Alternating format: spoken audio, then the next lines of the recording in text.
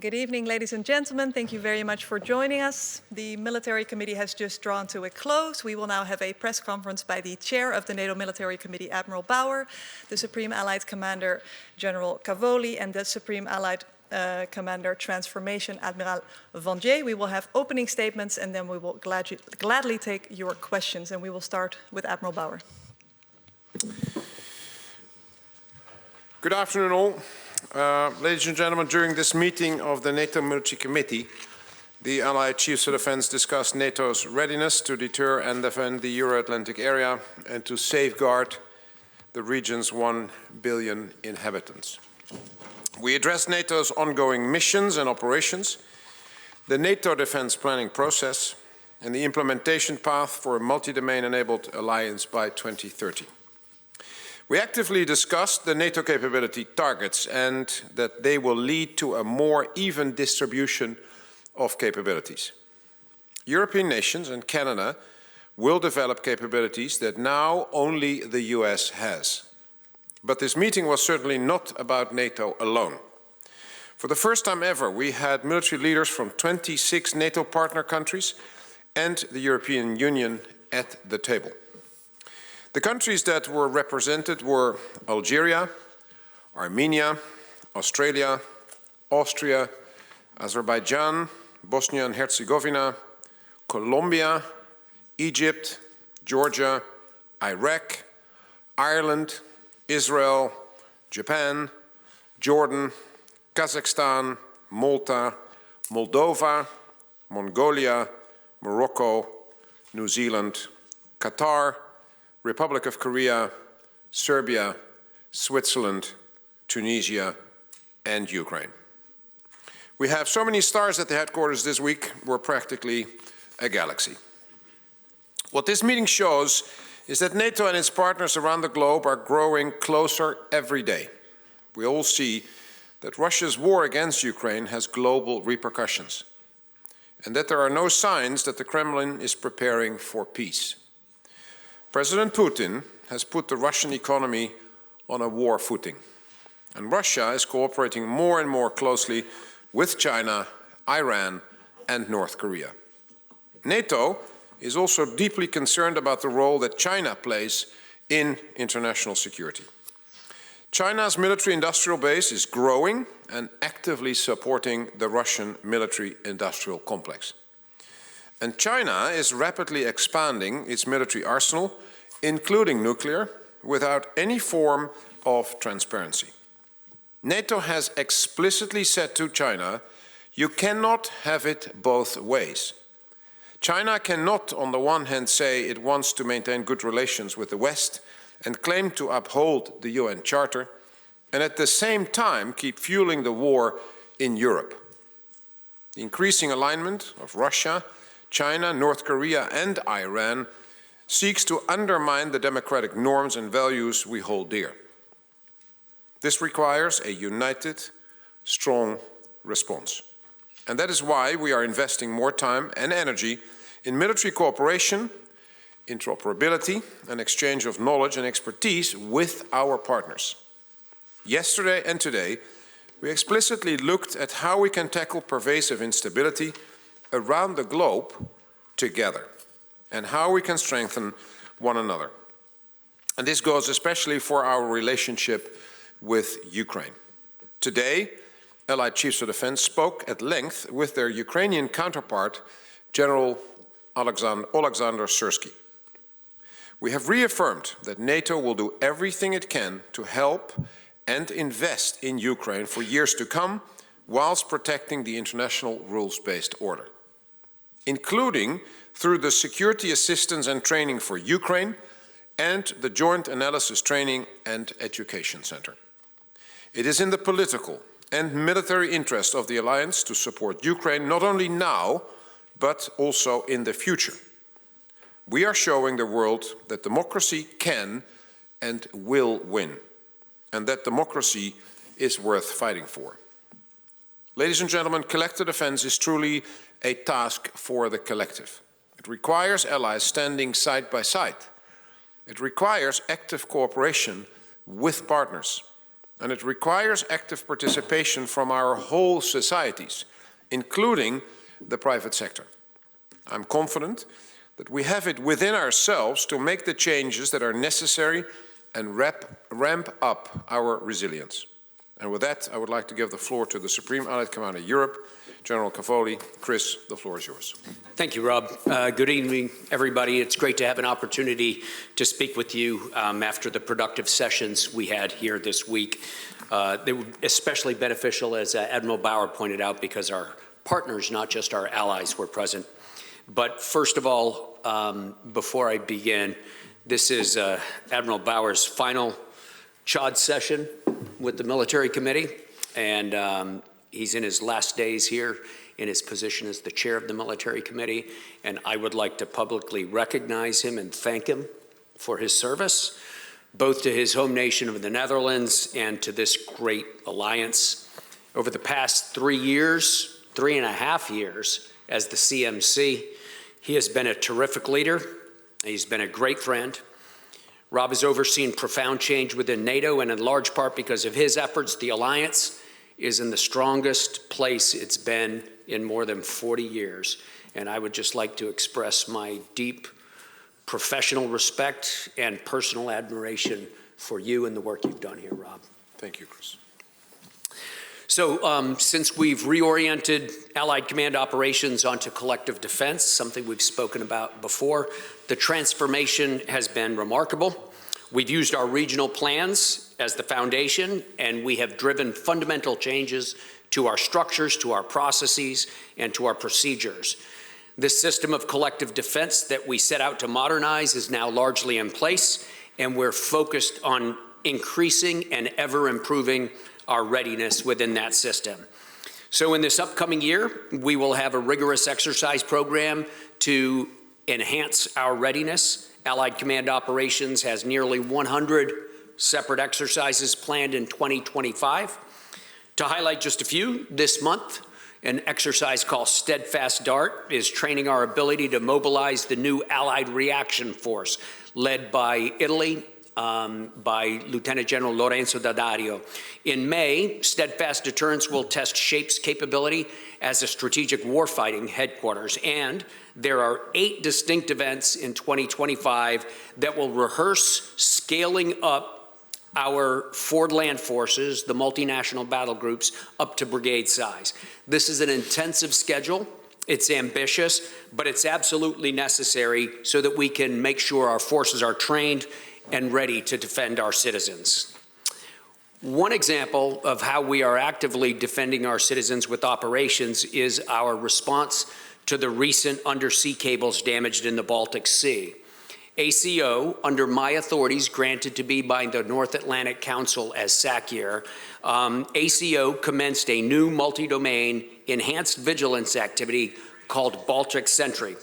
Whilst we're doing this exercise, we're also strengthening our military presence in the Baltic Sea to address potential threats and to deter any future destabilizing actions.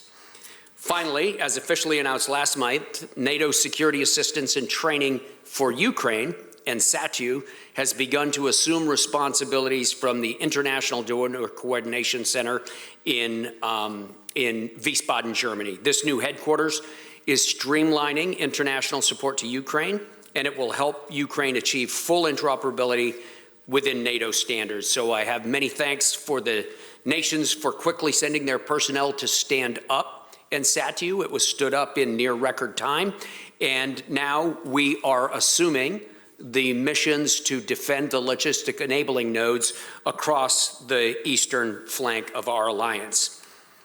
Just last week, I returned from a visit to Kiev alongside Lieutenant General Buzzard, the general officer who commands in SATU. We held very productive conversations with Minister Umierov and with General Syrskyi, the commander-in-chief, the supreme commander of the Ukrainian military. Together, we're putting Ukraine in the best possible position for its future. So thank you all very much. I look forward to your questions. Ladies and gentlemen, thank you for giving me the opportunity for the first time to speak to you as SACTI So I'm new in the position. I arrived in September, and so I just written my 90 days letter sent to the SecGen before December.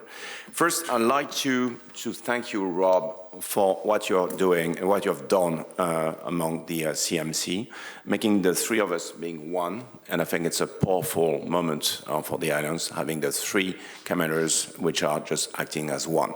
Nothing else we do is not known by the two others, and so it's a very important and gives us momentum in the alliance. In ACT perspective, I'm feeling strongly that we are in a race. We've launched a race. We are in a race. It's a war-fighting race. That means that we are racing to adapt, to transform, to invent, in order to outpace the enemy, to be quicker than him. And as we see it in Ukraine, we are facing new military tools. The example of a country, Ukraine, that is be able to set a full denial of the Black Sea, and which is in a strong attrition game against Russian Navy, is a good example of what is going on in the new warfighting perspective. My first task is to support Ukraine, as the others do, and ACO with INSATU. I'm doing that with JADEC. JADEC has been approved by the NAC, the Council, on December 16th, and will be launched on mid-February. And so we'll give there in Bydgoszcz in Poland the first tools to make this center work. So JADEC is about merging the best of NATO warfighting experience with civilian experience, because it's a military civilian center in contact with Ukraine issues, with their long-lasting efforts to prevail. So it's a long-term effort, and we will bring some programs, some of them will be secret, in order to develop skills, capabilities in order to prevail. And that will bring to NATO enterprise a strong military experience from Ukraine. And so it will benefit to both. So as I said, new tech is coming in the field, meaning new space. And you've seen how Ukraine used new space for their operations, robotics, unmanned, AI, quantum, and the list is bigger. And so my job as ACT is to be sure that what we have prepared for tonight still fits for tomorrow, means in 1 year, in 4 years, in 10 years. And so that we will still have a military edge. We need to keep our military edge, that are to have the best stuff, to have the best tactics and concept, to have the best training, and to have the best adaptation DNA. I think it's the most important thing. And so it's a speed adaptation game. To do that, I have two tools which are in my hand. The first one is the NDPP, so the NATO defense planning process. We are in the phase 3, and we are a moment where I've been given the task to translate SECURE's plans to capabilities, and then to discuss capacities with the nations. And so the SecGen has asked me to accelerate the process in order to be able to put the capability targets on approval before the next summit. And so things are going well. We have 50% of the results, and so that will be given to the minister to approved not later than May. The point is, with the NDPP and this cycle, it's giving strong visibility to industry. And so it's something that didn't happen since decades. So now all these 32 members and the European one will have a plan saying, I will fulfill these capability targets. And so then they can go to industry, say what they will do in the future. So NDPP is a sort of market accelerator. And so it's very good for industry. It's an important moment. The second point is innovation. And so with the SecGen team, ACT is to experiment new things that we will bring as quick as possible to warfighters. So I can give you some examples. We've been given the task to evaluate acoustic sensing, so it's complements to the radar. And we've tested this in a matter of 6 months in a NATO country, and we've proved that this kind of stuff can be connected to a NATO air picture. The second range is that we will work on the operational USV experimentation for the Baltic in support of the Operation Baltic Sentry that has been decided this week. It's a totally new approach of capabilities with which we will try to do things different and to learn quicker. And so back to the innovation we are launching, it's not only about new magic guns or things which are about technology. It's a new way to do things. It's not specification-centric, but it's warfighter-centric. It goes directly to the warfighters. It's not long-term. It's immediate and short-term delivery. It's not immediately perfect, but it's adaptable. It's incremental. It's not about small numbers. It's give the possibility to be scalable at mass, and it's software-centric. And so it's what we bring in the NATO enterprise. So we have all of us, with the plans and the innovation and the will and the support of the 32 nations, the means to succeed. And the question is a question of speed. We need to act fast and smartly. And so in these turbulent times, ACT's job is to provide the warfighters with the quickest and the best warfighting tools. Time is paramount. Thank you. Thank you very much. With that, we are ready to take your questions. And for the transcript, I kindly ask you to state your name and outlet. We will start in the center, in the back row. Askanus, yeah. Thank you. I have a question for... Name and outlet, please. Sorry, Cristina Giuliano, Asca News. I have a question for General Cavoli. It's about first of all, the contribution of Italy for NATO effort. I would like your assessment. And then about Baltic Sentry. Given that Baltic Sentry is an operation of deterrence, I would like to understand if what's going to be if something happened like what happened on Christmas, and then it could be replicated in other seas, like, for example, Mediterranean Sea. Thank you. Sure. Thank you very much for the question. First of all, Italy's contributions are extremely important to the alliance, and in some cases, they are one of a kind.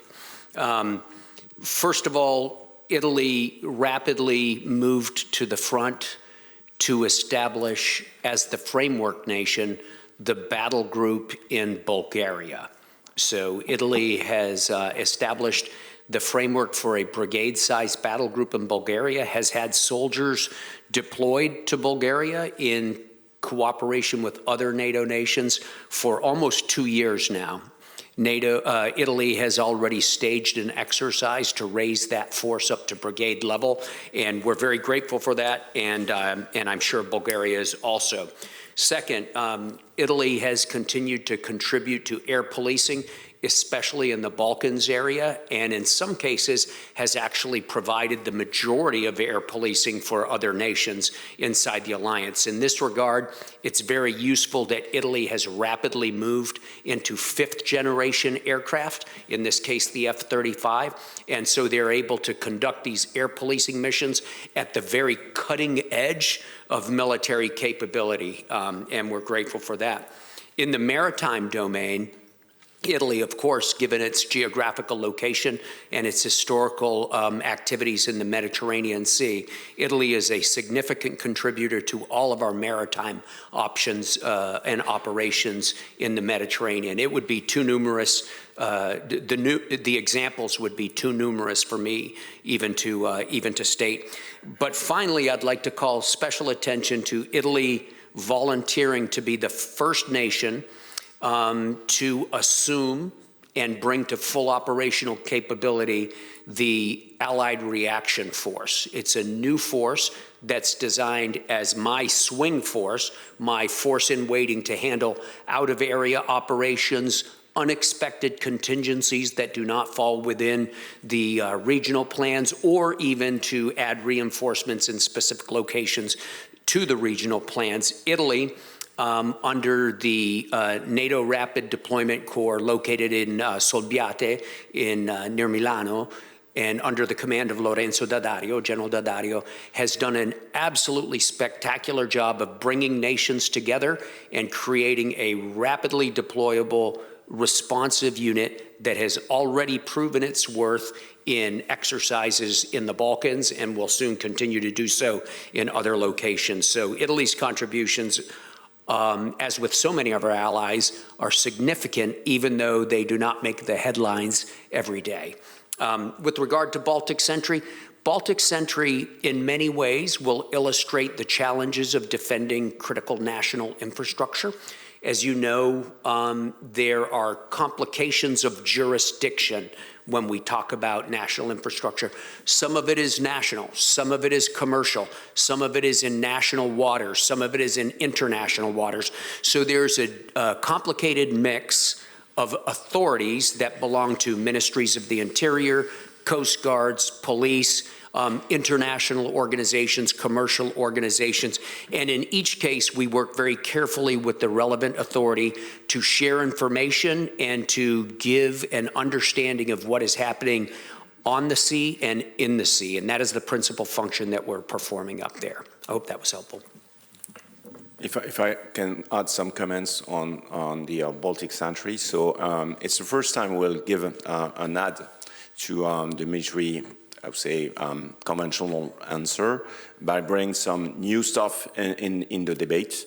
And so it will be the USV initiative. So that exists. It has been tested and used by the US, especially in the Persian Gulf. And so the idea is to replicate what has been learned by one of our major partners, which is the US, in a NATO operation. And so ACT will bring some new vehicles at speed of light. So I expect in less than few weeks, bring that to Markham and then begin to use this stuff, these ships, to give persistent 24/7 surveillance of critical areas. And then with the 8 countries of the Baltic, they will give us to NATO their own drones, and we will federate in a single network all the picture, all the video, the IAS picture or the radar picture, and then to spread it out to all stakeholders. So it will give quicker forensic and quicker hints for action for the multiple stakeholders, whether they are industry or Coast Guard or national police or whatever. And so it's the first time we bring this as an operational experiment in answer to an operational problem. Next question is on the right side here. I believe Le Monde? Yeah, if you can state your name, thank you. Good evening. I'm Élise Vincent. I work for Le Monde, the French daily newspaper. I have 2 questions for all of 3 of you. You will decide who is supposed to answer or not. Okay, perfect. So I've listened to you, and you keep repeating more or less that you, the Alliance, has to do more and quicker. But we can see now there is a rapprochement between Turkey and Russia on the Syrian theater, which may worry some specialists. And how do you consider the potential impact of this rapprochement? Can it disturb the movement of going faster and quicker for the Alliance? First question. And the second question is regarding the defense spending. Mr. Rutte keep repeating the last weeks that we need to spend more, or the countries of the Alliance has to spend more. And he was comparing the need to spend as we, sorry, my English is, I'm tired, but to spend as during the Cold War era. And do you think we really therefore enter a new era of Cold War? Thank you. Okay. Let me start with the second one. I think it's an old sticker, the Cold War, and it doesn't fit on what we do. Because what we have done in the last couple of years is to look at the present threat of Russia And as a result, our military plans have been written towards or against that threat, Russia and the terrorist groups. And the consequence of that work was that we now know what we need collectively to deter and defend against those threats, which is Russia and the terrorist groups. And what we collectively need is basically, let's say, the shield that the alliance has to have. And then we basically, in the work of the NATO defense planning process, we look at what does every ally have to do to make up collectively that shield. So we divvy up all the capabilities that we need amongst the allies in order to make sure that collectively we have what we need. That is the capability targets discussion. And so we know as a result of that work that it is a lot and that it costs more than 2%. And so the Secretary General's call for spending more is connected to basically that we know what we need in the coming years and that we know that that will cost more than 2%. And it's not the Cold War. It's, as I say, that's an old sticker that we try to put on the new work that is based on Russia, not the Soviet Union, not the Warsaw Pact. It is Russia and the terrorist groups. So I think that is one. And if that number of spending is close to what we spent in the period of the Cold War, might be something else, but it's not the same. So I think that is important to say. Second, on Turkey and Russia, we haven't talked about that. It doesn't have any consequences of what Turkey agrees within the alliance on doing more to actually deter and defend against Russia, because all these decisions are taken with consensus, so with Turkey. So this is not hampering the work within the alliance. Whatever discussions a nation has with Russia, with China, whatever, this is the work that we do within the alliance, agreed against the agreed threat, which is Russia. So Turkey is not having a different stance when it comes to what we need to do against the Russian threat. If I would add something on your Cold War perspective. So NDPP is the first time for quite a long time that the pledge of the nations is plans related. So it's the plans that dictate what we need, and not a sort of a pledge for a sort of an ambition. It's just to fulfill a plan. And so what will be decided in May is say, yes, the plan has been approved by the nations, and then now they need to approve the means to do the plans actionable. They are actionable, but they need to be on the future. The needs in the future, and so it was my first point, they will need to be adapted because things are changing, because it's war, it's technology, and so we will be able to change the targets with technology. In the NDPP process, the first time that we give the opportunity for the nations to adapt their targets with technology.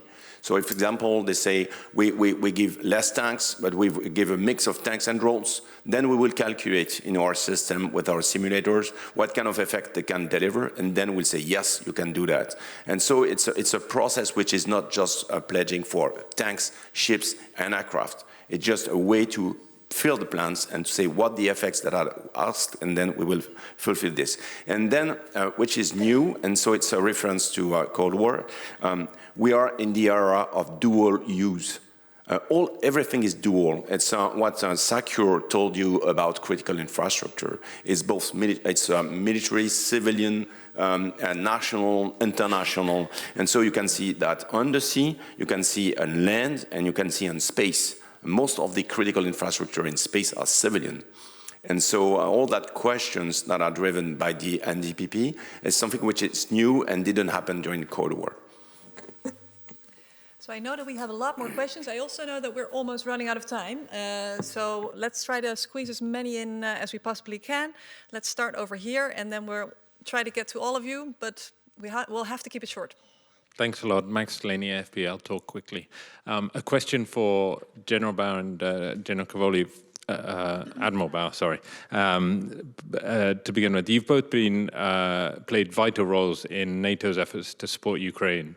How could you give Ukraine, in the meeting you just had, any reassurances that NATO will be there to put it in a position of strength when you have no visibility beyond Monday, when Donald Trump will be inaugurated, about US support for Ukraine? And then second question on another issue. One of my AFP colleagues was in an airplane in a French aircraft over the Baltic Sea yesterday, which was targeted by Russian fire control system and attempted jamming.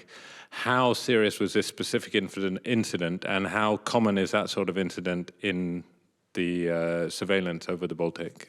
Thank you. Thanks for the questions.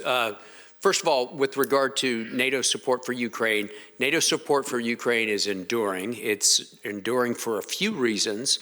The first reason is that it's the express political intention of the nations of this alliance to continue to support Ukraine. The second reason is because we've actually established structures to do it. We have infrastructure, we have people assigned, and SATU is a headquarters. It's a significant headquarters. NATO has already assumed responsibility to defend the logistics enabling nodes, which is a very complicated operation, a very sophisticated military operation. You will note that it was put into execution just the other day for the first time when some Russian drones were flying over Ukraine and were headed in the direction of Poland. Our airborne early warning and our other systems detected these. We launched F-35s. In this case, they were from Norway. And in conjunction with ground-based control, ground-based radars, and other devices, they were able to get a good lock on these drones, and we're prepared to deal with them should they have come into NATO airspace. They, of course, did not, but this involved everything from ground alert to ground-based air defense to air-to-air refueling, very complicated operations. We'll be doing that weekly, I'm sure, multiple times weekly. So we've put into place procedures and institutions that are designed to endure. So I'm not very worried about NATO's continuous contribution and support for Ukraine. Your other question was about electromagnetic interference. I don't want to talk about the specific case that you're talking about, but in general, I think we can say that it is widespread. It is affecting not just it is affecting all types of air traffic, and it is something that is quite serious. It goes far beyond the borders of Europe as well, and so I do confirm that.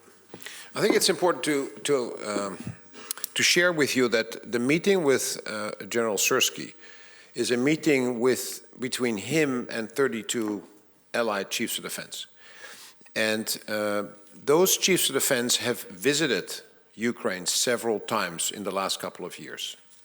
And so that is a personal relationship as well. It's not just a distant figure in Ukraine that we're talking to. This is someone we know personally. This is someone there's mutual trust.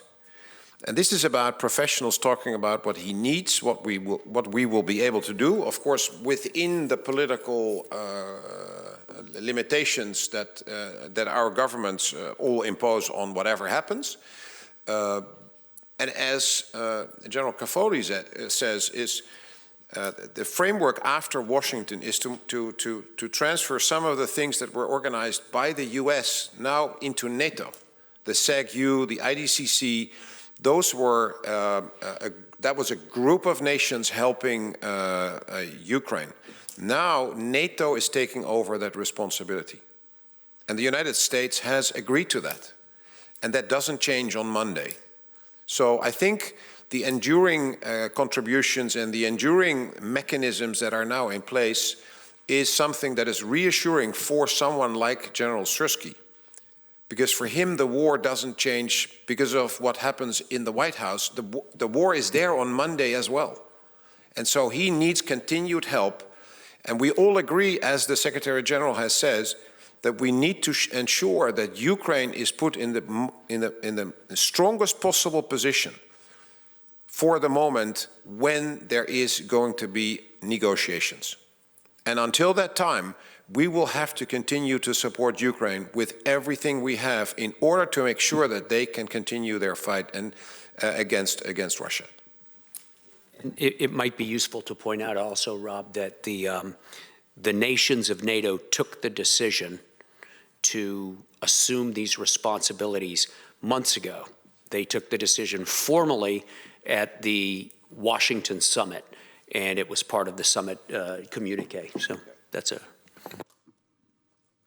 Okay, we'll go to Reuters next, and then we'll go to that side of the room, which I have neglected. I'm sorry. Thank you, Andrew Gray from Reuters. Following up and staying with Ukraine, what's your current assessment of the state of the war, and what can NATO allies do right now or in the weeks and months to come to put Ukraine in that position of strength that you're talking about? What do they need most? What can allies provide? I think it's important to explain that the war is, I mean, it's a long war. We're approaching the 3-year mark of this war, which was supposed to be a 3-day war, if you listen to Mr. Putin. Both sides are in a difficult position. I mean, the war takes its toll on human beings, on materiel, on infrastructure, everything. So both sides basically deal with the similar problems. They have to find new soldiers, they have to train them, they have to find equipment, they have to find weapon systems and ammunition. That is an ongoing effort on both sides. That is one. Secondly, despite the fact that the Russians have the initiative and are trying to, are attacking the Ukrainians on a daily basis on different points along the front, they are making very slow progress, and it costs them heavily. We're talking about 700,000 wounded and killed soldiers on the Russian side in 3 years' time. That's a huge number. And so we see that it is difficult for both sides, and that, of course, and then on the Ukrainian side, the front is not collapsing. Ukraine is still in the Kursk region. And so there is, and the Russians basically have not achieved any of their strategic objectives. None. So you cannot say only that the Ukrainians have a difficult time, the Russians have a difficult time as well. And so what Ukraine needs is basically the things they are asking for a longer time, and that is air defense, that is artillery, that is, of course, a replacement for the weapons and the weapon systems that are destroyed in a war. It is armored vehicles, it is tanks, it is all the things that are used are being destroyed. And of course, for the new units that they are working on and trying to form based on the recruits that they are training with our help, they need to equip those forces as well. So it is a constant, it's not like a new list of things he's asking for. It is a continuous list, which is the result of a war because of the ammunition used, the lives lost, because of the material that is destroyed. But the Russians have exactly the same problems. And we see that the numbers are bigger on the Russian side, but the quality goes down there. And the Ukrainians, with smaller numbers, are still focusing on quality with our training, our weapon systems, our ammunition. And Satyu is in daily communication with our Ukrainian colleagues and has a very detailed understanding of what they require at any given time. There are Ukrainian officers inside Satyu who help us with that understanding as well. So it's a very close relationship. Obviously, the details of what they need, we should probably not discuss, but I'm very confident we understand what they need and that allies have the opportunity to provide. Okay, we will go to the left over there, middle row. Thank you. Bin Na Chung from Yonhap News Agency, South Korea. I have a question for Admiral Bauer. So regarding the North Korean troops, we have seen reports that the Ukrainian army have captured some of the soldiers alive. What is your latest assessment? Are they like, I mean, are they just like being used as a human shield, or are they actually having some impact in the battlefield? And I have another question, if I may. You have been mentioning China not only today, but also yesterday in your opening remarks. So I know that all of the representatives from IP4 countries have been attending this meeting. In what particular aspects or field that are you looking into to have some cooperation in military terms regarding this backdrop? Thank you. Okay, on the DPRK, I mean, it is still amazing that one of the most isolated countries in the world, North Korea, is now suddenly a player. And that is not only allowed by Russia because they need them for first their artillery ammunition and the missiles, but now also for troops. And but it is also fascinating that China is basically allowing this to happen. So both China and Russia have stopped supporting the UN in terms of the Security Council resolutions on North Korea with regard to the missiles and the nuclear program. That is a huge change. It's a huge change that North Korea, the most isolated country in the world, now suddenly is a player. And the result of that they are in Europe fighting for the Russians, means that the Indo-Pacific is now suddenly connected to the European theater in a way that nobody thought for possible. That has huge consequences. So solving the conflict in Ukraine is not only about Ukraine and Russia. It is now also about North Korea. It is also about Iran. It's also about China. So it complicates the finding a solution, I think. It makes it more complex, at least. And secondly, I think it was a strategic mistake to have North Korea involved in this way. And so in terms of how good are those soldiers, how are they used, and what do we see? We know it's about 11,000 soldiers that are in the Kursk region, used by the Russians.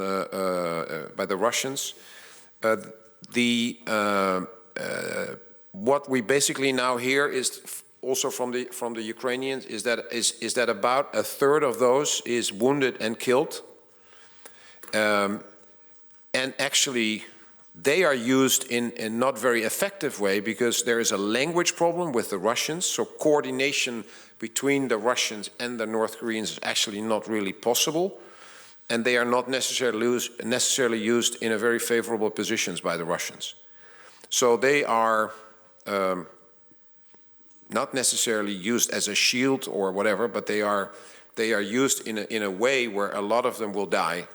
And so it is, and yes, I saw those soldiers that were captured as well, that were questioned.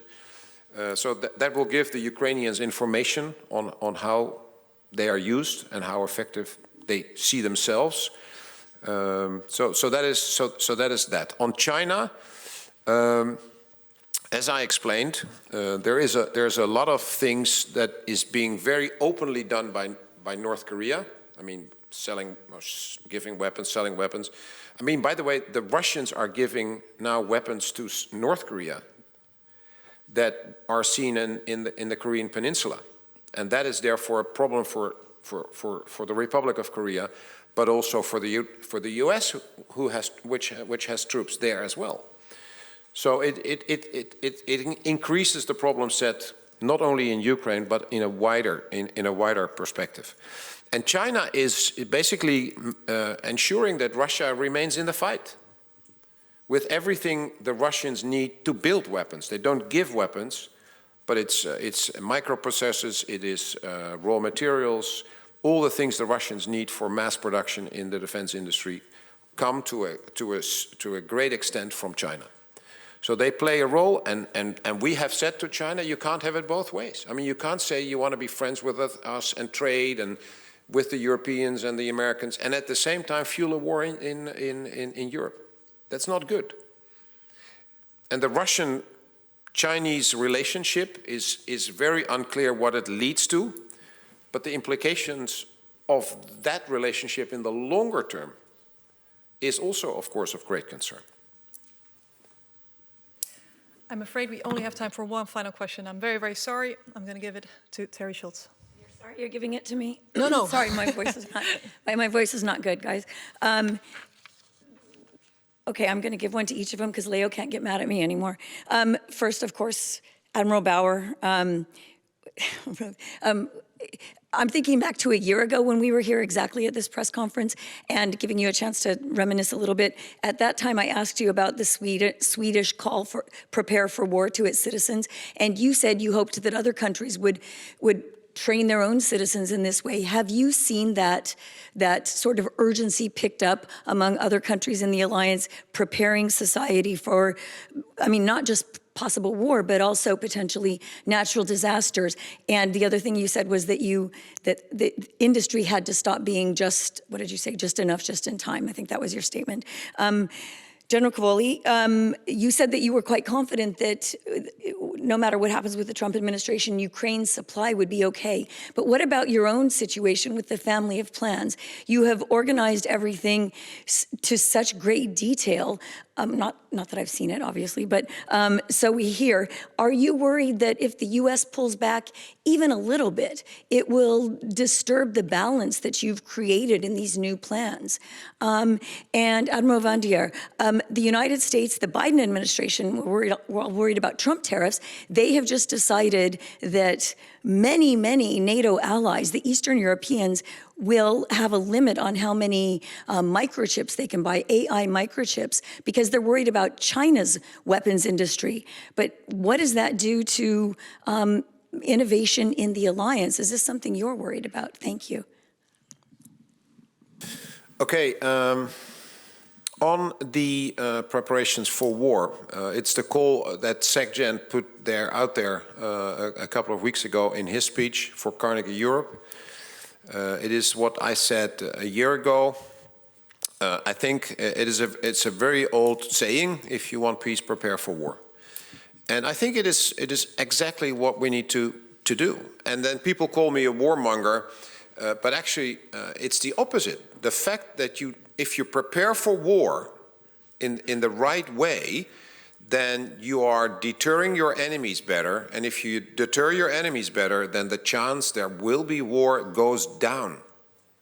So it's not, let's say, a plea for war, it is a plea for peace. And that requires investments on a much wider scale than just the armed forces.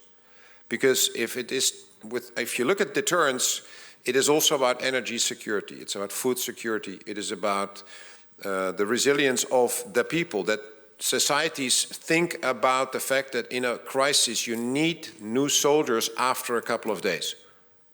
It's not only about new grenades and new tanks, it's also about new soldiers. So you have to think about a system where you are resilient. And if you all have arranged that, it's about raw materials, that you are not dependent on one nation only, like we saw with Russia, gas and oil, like we see now with China when it comes to raw materials for renewable energy or for certain medicines. We are heavily dependent on China. I think it's not good. I'm not against China, but it's not good. We are depending on one nation for those supplies. So all that, if you take that into account, we need to do much more. Your question was, is that happening? I see it happening more and more. There is more and more discussion about it, not only in Sweden. It is happening in the Scandinavian nations for a longer time. The discussions in Germany are happening. In my own nation, there is more discussion on this. So I think this is important to build up the societal resilience. That's one. And industry is part of that. Industry is part of societal resilience. And the just-in-time, just-enough economies we have created over the last 40 years is not enough for a pandemic and not enough for a war. We need to be able to respond to peak demand signals. And that's not the case. Now, we have to increase our own defense capacity. That's one. And at the same time, we can help Ukraine by investing in the capacity that is available in Ukraine, by investing with money to make that capacity that is there work for them, because what they lack is money and not the capacity itself. They have the factories, but they need the money for the raw materials, etc. So I think that is something we are looking at as an alliance or as allies as well, and the combination will improve. But it is something we need to work on for many more years to improve our societal resilience. And you wanted to say you'll miss us, right? Say again? You wanted to say you'll miss us? I will miss you all. I will miss you all. This is the highlight of my year every time. Sure. So the United States contribution to the regional plans is very significant. It's a national commitment. It's there, it's strong. I don't want to talk about exactly what it is, of course, or the exact numbers of the plan, but it's a substantial pledge. It would be irresponsible to, speculate about what a future administration might do hypothetically, so I won't do that. But I will point out that the plans are designed to be flexible and to accept the forces that are made available. I have to say, though, that there seems to be sometimes a misperception that the U.S. provides everything and other nations come along. It's simply not, that is not the case in these plans. The U.S. provides a relevant amount of force in them, but that's all. I would call attention, to current operations. So we talked about Baltic Sentry a few minutes ago. It took me, less than 24 hours to examine the situation and to make a decision under authorities granted to me by the North Atlantic Council as SACEUR that we needed to do something about it. It took 3 days or so to plan it out and to get the first contributions, and then it took a day or so to sail the assets into place. In less than a week, we were up and operating in the Baltics. There's not a single U.S. contribution to that. I think I'm the only U.S. contribution to it, in fact. So this is an alliance that is not a one-trick pony. This is an alliance that is capable of doing things and is rapidly gaining the ability to do more and more. In the future, it will continue to depend on the defense spending we talked about earlier and on the industrial production that Admiral Bauer just talked about. Thanks. Yes, on AI, it's a very big question because we know that will modify the way we fight. And so the concerns of the US administration about this are clearly the good ones because it's about military edge. So we can say that AI is in the 4 stages of the action loop. Perhaps you know that the OODA loop, which is observe, orient, decide and act. And so it's the constant loop we're turning all the day.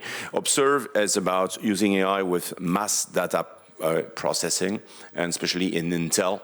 When you are, for example, in space, you produce millions of pixels during 1 hour, then you need AI to process to help the operators to recognize what's going on. And so it gives quicker and more relevant picture. On the orient phase, it's where you prepare a decision for a boss and then extensive use of LLMs give you being faster, clearer orders, faster adaptation. On the decide side, you will use AI to simulate, to war game, to model, and then to test your scenario and say, is this the good answer I'm good at putting in the field? And then to the act, it's the use of AI in embarked systems. You know, for example, that having some loyal wingmen for the fighters or piloting some swarms of drones, whether they are land, surface, or air, will require use of AI. So it's a critical question. And so this year, I sent a letter a week ago to the chief of the military committee, proposing him to have an AI champion in ACT.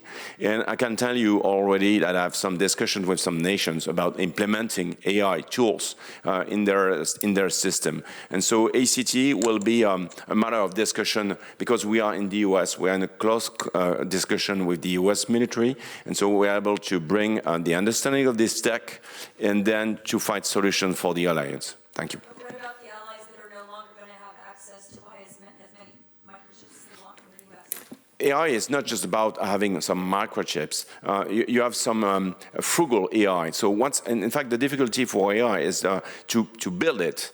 And so it requires a large number of computers and chips. But once it's done, it doesn't require so much computers. You have AI in your pocket with your what you have in your smartphone. You can have ChatGPT and have good stuff, AI, good use of AI. The question is to trust what the AI is giving to you.